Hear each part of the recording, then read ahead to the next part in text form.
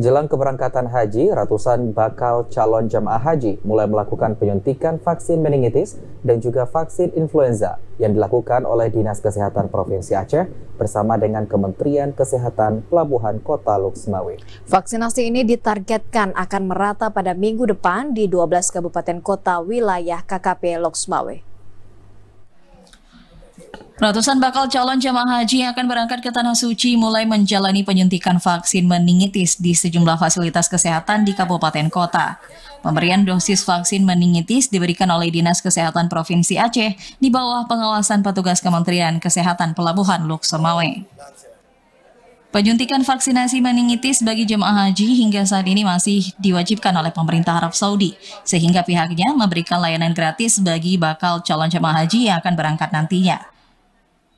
Salah satu bakal calon jemaah haji Hawiyah mengatakan jelang keberangkatan pihaknya telah menjalani sejumlah persiapan untuk keberangkatan, mulai dari pemeriksaan dokumen hingga pengecekan kesehatan. Pihak calon jemaah juga melakukan vaksin meningitis dan influenza untuk mencegah penyebaran penyakit dari berbagai jemaah di Arab Saudi. Ini untuk kebutuhan apa, haji atau umroh? Haji, biar sehat, biar di sana nggak kena flu nanti apa, pokoknya biar sehat. Sementara itu, Subkoordinator Surveillance Imunisasi Norma mengatakan pemberian vaksin bagi jemaah haji ini ditargetkan akan selesai pada minggu depan.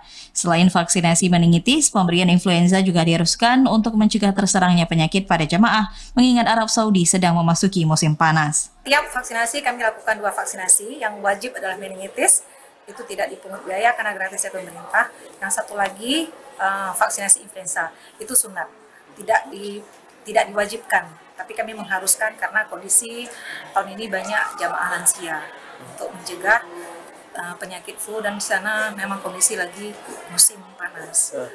Hingga saat ini pemberian vaksin meningitis bagi bakal calon jemaah haji di wilayah kerja Kementerian Kesehatan Pelabuhan Luxmawe sudah mencapai 50% lebih atau sekitar 6 kabupaten kota dari sasaran 12 kabupaten kota. Dari Luxmawe, Muhammad Ilyas, TVRI Aceh melaporkan.